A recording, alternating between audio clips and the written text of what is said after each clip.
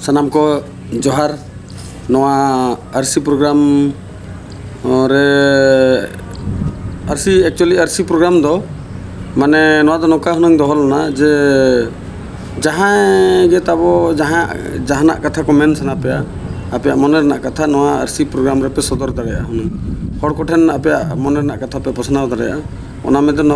RC programme दो करावलना जे जहाँ गे ताबो नोडे दो गेस्ट पे हेज दड़या और आपे मन रना मिद बार पोर्ट कथा पे लई सड़े दड़या को चकते नवा चैनल नवा रेडाइज चैनल माने कम से कम नवारिन पेड़ा ताबो मेना को माने 51,000 सब्सक्राइबर मेना को तो जहाँ हड़ को ताबो नोडे जहाना गे प्रकाश सना पे बांखन एडवर्टाइज सना पे बांखन जहाना गे आपे माने आपे निजे हाईलाइट सना पे और बांखन दो निजे बेटी निजे को माने एडवर्टाइज सना पे पब्लिसिटी सना पे इनखान नोडे पे हेकते आपे आपे लई दड़े आदो पेड़ा को बांग को हिजुक कना और अब हो बाबो पंजा बड़ायत को ओका सेट करे तीन पंजा को टाइम हो अड़ी कम धरा गया चे निजरा टाइम बांग हुयुक कने दिते जगह जगह रे पेड़ा बनते बांखन गेस्ट बनते बाबो दारन कना आदो चेन हो बांग कना तेहन नोरना टॉपिक लिन दोहया जे एक्चुअली अब संतार समाज रे अड़ी प्रकार माने इनकम प्रॉब्लम तहन कना बांखन जहाँ को मेता एम्प्लॉयमेंट जनरेशन प्रॉब्लम तहन कना जे अब चेतेबो इनकमा चेतेबो कमावा चिकायाबो एमानाबो अड़ी प्रकार माने लाज असुल जाला इदिते अब तेहन कमी दिसम बो चला कना और बांखन अब अब बैहड़ साथे एटा ओड़ा बद बैहड़ ना रहो कमी पड़ाबन कना आदो कमी तो बड़ी दो बांग कना जतो आगे बो कमी गया आदो आरहों नौकान नौकान कमी को मेना जहाँ से दिसम गोटा पसनाव दड़ेयामा ओना कमी को मेना लाज माने माने को असुलो साथे उसुलो में असुलो दो बाय बड़ी जाए असुलो दरकार कना बद बैहड़ कमी हो जरेर पुताव कमी हो हसा लाखन जतो आगे कमी लगती कना किंतु नोआ तेदो केवल असुलो आबो मात्र के आबो असुलो आबो किंतु उसूल बाबो उसूल दड़े उसूल अर्थात हुईना अब दिसम गोटारिन हड़ को नेल ठिक दड़ेयाबन मा ओना दो उसूलो प्रोग्राम अदो उसूलो प्रोग्राम लेकान प्रोग्राम को हुनंग अलिन नोकालिन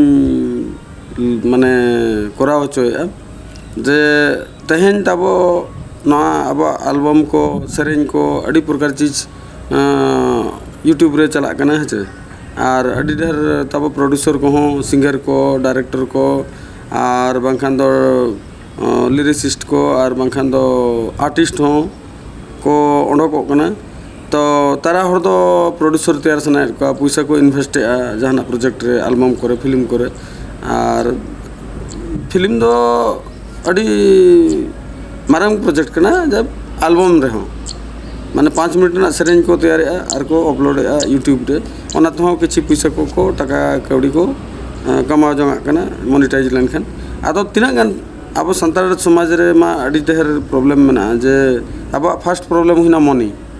पैसा दबो बाय थाना खा पैसा का खन बगुया मिटी सेरेंज ओडक लगते कैमरामैन दरकार एडिटर दरकार हेमान तमान अड़ी ढेर सेट रे जहाँ तिना गे स्टाफ मेना को दरकार मिटी सेरेंज ओडक लगते 30-40 हज़ार टाका हो खर्च गदो कना चे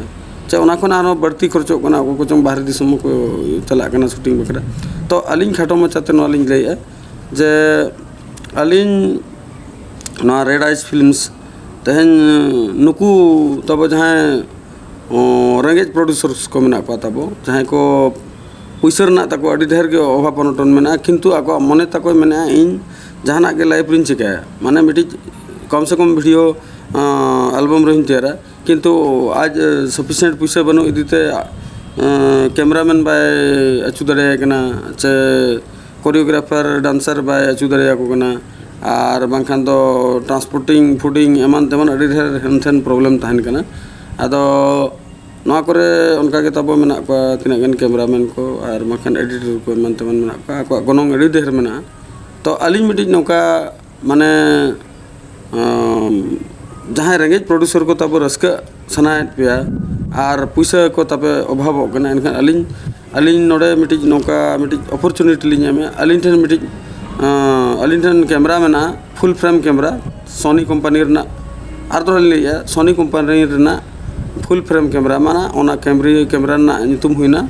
NEX VG 900E NEX VG 900E नोआ दो मिडी फुल फ्रेम कैमरा कना और नोआ बॉडी और आजा लेंस या बॉडी और आजा माउंटिंग में साथे लगभग 2 लाख टका बॉडी और माउंटिंग रे तहन कना लेंस दो प्राइम लेंस खन जूम लेंस खन जहाँ के अबिन में लगा दे लेंस ना रेट हुई कना कम से कम हाईएस्ट रे हुईना 9 लाख धबी है सेटरे और मैंने 4 लाख 5 लाख हाईएस्ट लेंस दोता है 9 लाख पड़ा कना माने कम से कम 10-15 हज़ार खन 9 लाख धबी नवा लेंस अलग अलग वेराइटी हिजुकना जूम लेंस प्राइम लेंस से तो नवा कैमरा अली ठेन मेना अदो नितो कॉस्टली लेंस दो अली दिन अचो आका ओना दो अदो नितो अली प्राइम लेंस मिटी सस्ता धरा अली लगाओ का एनहो सेटअप तली इनका कम से कम 3 लाख भीतर ना सेटअप कैमरा सेटअप मेना है तापरे ओना साथे अली ठेन एडिटिंग सेटअप मेना कंप्यूटर मेना और एडिटिंग सॉफ्टवेयर को लगाओ कना एडिटिंग बखरा और ओना साथे अली ठेन ये मेना माने चेक को मेता म्यूजिक प्लेयर जहाँ शूटिंग टाइम ते दरकार ओना म्यूजिक प्लेयर मेना माने म्यूजिक प्लेयर मेना कैमरा मेना एडिटिंग सेटअप मेना और साथे शूटिंग रे दड़न बखरा जति मन करो सांगे कोरस को मिटी सेरेन रे को रोल का साथे इंक्लूडिंग हीरो हीरोइन उनको दड़ान बखरा अली ठेन मिटी माने मेना महिंद्रा कंपनी रेना मिटी डाला गाड़ी मेना कम से कम अब रेंगे लेवल रेन जहाँ प्रोड्यूसर को लगते हैं डाला रे साइड डांसर को देज पेरेज ना और प्रोड्यूसर चलाए ना और कैमरा मैंने चलाए ना बाखा मिटी गन बाइक दरकार ना आर्टिस्ट को इदी तरह केट गिना और को माने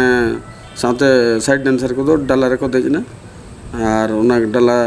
जहाँ महिंद्रा कंपनी डाला गाड़ी में ना है तो नवा डाला गाड़ी में ना साथे कैमरा में ना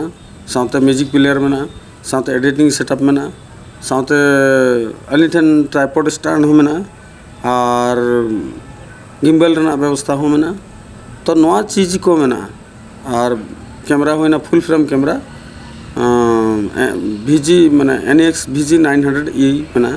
नवा कैमरा को अली मिटी सेरेन जुदी मन करो वो शूट या वो सेरेन वो शूट या एल्बम एनखान अली निना एक्सपर्ट लिंग कमी दरे ओना सब आर्टिस्ट जुदी एक्सपर्ट मेना को और सफिशिएंट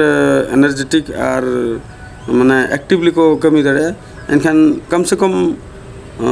मिद दिन रे मिटी सेरेन कम कवर और मिद दिन बांग रहो माने निया सेकेंड आवर रहो 12 बजे खन आयुब धबिते मिटी सेरेन आरामते कंप्लीट हुआ कवर हुआ शूटिंग दरे अब एल्बम तो रेंगे प्रोड्यूसर को बखरा नवा अपॉर्चुनिटी लिया में ओनली अली नवा बखरा माने नवा रे चेक मिटी ना फर्स्ट ना कैमरा साथे ट्राइपॉड 1 रे कैमरा 2 नंबर रे ट्राइपॉड 3 नंबर रे म्यूजिक प्लेयर 4 नंबर रे माने गाड़ी जहाँ रे देख के बदना दरे और कैमरा ट्राइपॉड म्यूजिक प्लेयर गाड़ी और ओना चार परे 5 रे हुईना editing setup software colour grading को जहाँ तीना हुई दड़िया नवा को टोटल सेटअप मिट्टी जाना बखरा मिट्टी सेरेन बखरा ओनली 1000 ते लिंग गड़ दड़िया पे 12 बजे लेका जुदी शूटिंग बो एहब दड़िया दिन बेड़ा एनखान आई भीतर ते कंप्लीट ना अब चेष्टा अड़ी सुरुखुरु छुटावते उसरा सही कंप्लीट लेनखान अली मिट्टी सेरेन बखरा मिट्टी सेरेन ना कंप्लीट प्रिपरेशन बखरा अली 1000 जुदी मिनहड़ माने लाज खर्चा एमालिंग केना बाखान अली पारिश्रमिक खर्चा माने 1000 टका एमालिंग केना 1000 टका रे चेलिंग एमा केना 1000 टका रे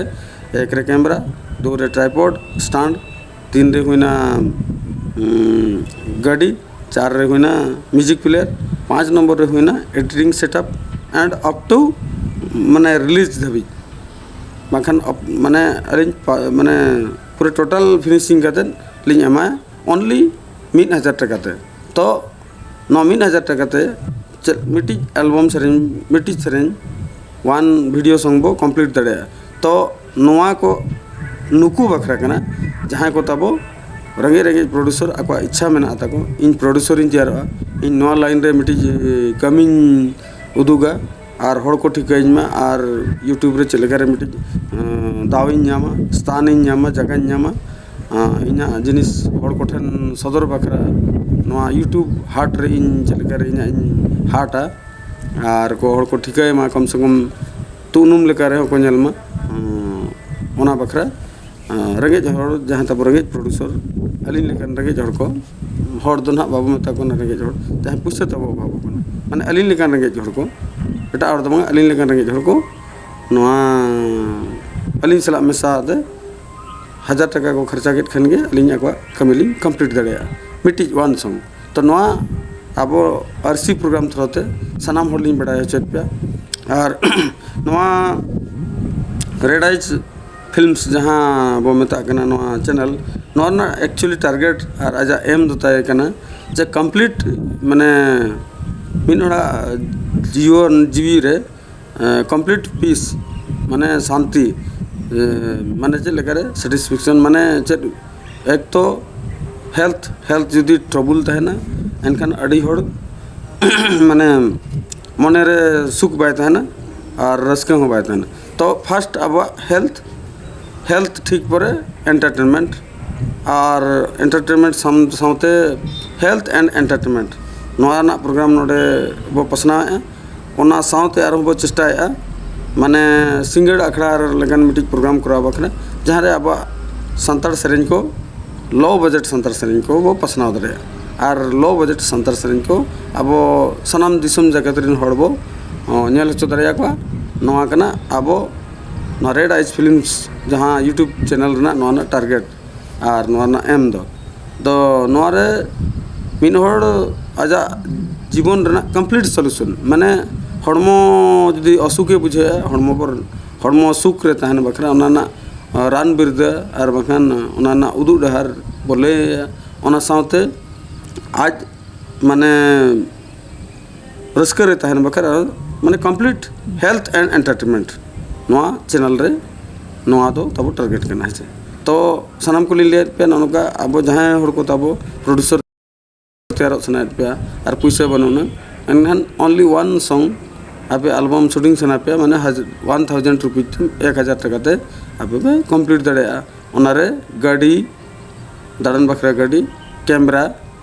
और ट्राइपॉड कैमरा गाड़ी ट्राइपॉड और साथे म्यूजिक प्लेयर ओना साथे टोटल एडिटिंग फैसिलिटी और पूरा कंप्लीट तो नेडे खाली मिट्टी चीज़ हुई ना माने ऑडियो आपे तो जुगड़ पे सेरेंज जहाँ ऑडियो आपे तो जुगड़ पड़ा पे और आर्टिस्ट आपेरिन आर्टिस्ट दो अलिंग बलिंग प्रोवाइड दरे पे आर्टिस्ट प्रोवाइड लगे तो अलगते आपे निजे हो पे एक्टर एक्ट्रेस पे तैयार दरे नोआ अपॉर्चुनिटी रेड आइज फिल्म से एमा पे कना तो नोआते ने तो बार पैसा इनकम हुई कना चकाते सिंगर को जहाँ तक को तैयार कना मिमिटी सेरेंज बखरा कम से कम 2000 धाबी को दिया मिटी सिंगर जहाँ लका अब रांची रना बंटी स्टूडियो रे जहाँ लका मिद दिन रे 10-15 टी सेरेंज हो कंप्लीट हो गनिया तो मिटी सिंगर जुदी मिद दिन रे 5-10 टी 15 टी सेरेंज दड़े 10 टी गाने सेरेंज एनखान 2000 कते 20000 टका उनका के कैलकुलेशन उडोगो कना अदो उना बाय नाम रे 5000 4000 3000 5000 हो जुदी मिद दिन रे 4000 हो कमावा थान माने मिद महीने रे अडी ढेर कमा दरे मिद महीने डेली जुदी 2000 हो कमावा एखान महीने रे 60000 टका माने 60,000 रुपीज माने अबो बिना चक्री हड़ बखरा नौका हल्का कमीते जुदी मंथली 60,000 को अर्निंग दड़े कमा दड़े अब ना अड़ी मारंग कथा कना ओना साथे न्यूतुम ओना साथे पब्लिसिटी जतो आर सनाम दिसम धरती रन हड़ को ठीक बना तो ना को लिन नेहर पे मारे डाइज फिल्म से तब रेलाव हिजु पे अलिन श्याम सरन आपे को समंग रे नोआ नेहर तहायना और प्रोग्राम चबा मुचाद रे मा तबे मुचाद जोहार अच्छा हम बया को नोआ कैमरा दो हुई कना NEX 900 कैमरा कना NEX 900E बरे NEX 900 और NEX 900E no NEX 900E कना नोआ कैमरा नोते बॉडी अच्छा बॉडी कॉस्ट जो लगभग 1,80,000 और माउंटिंग में 20,000 और नोते जहाँ तीन के लेंस में लगा दाड़े लेंस दाम स्टार्ट माने सस्ता लेंस में दाम लेंस में 9 लाख धाबी लेंस पड़ा रेट अब 9 लाख लेंस तो कम दाम अब फुल फ्रेम कैमरा अब नई कैमरा नई कैमरा अली माने नई कैमरा अली आप कमी लगाए स्टैंड में और देखो आजम से म्यूजिक प्लेयर आगे से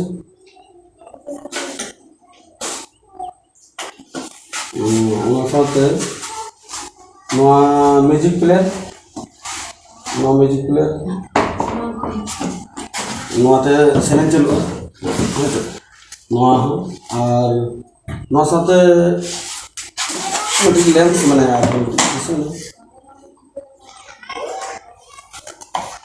म्यूरियम नोटे बेटे ये लेंस में प्राइम लेंस में लेंस कितने लगा हाँ नहीं तो जूम लेंस के प्राइम लेंस के नई लेंस नोटे लगा तापर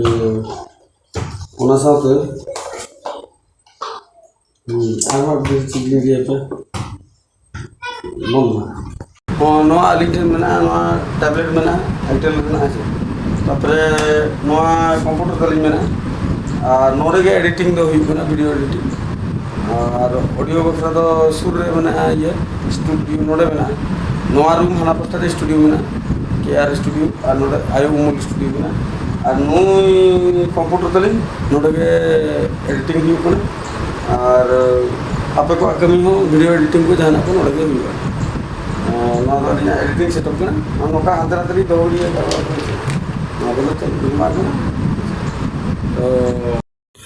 तबे इन 1000 टाका तेगे कैमरा एडिटिंग और साथ नवा गाड़ी फ्री माने 1000 टाका तेगे आपे एडिटिंग पेले और कैमरा हो NX 900E जहाँ को मतलब फुल फ्रेम कैमरा और नवा गाड़ी हो और एडिटिंग हो 1000 टाका तेगे मिट्टी सेरेन कवरिंग हुआ।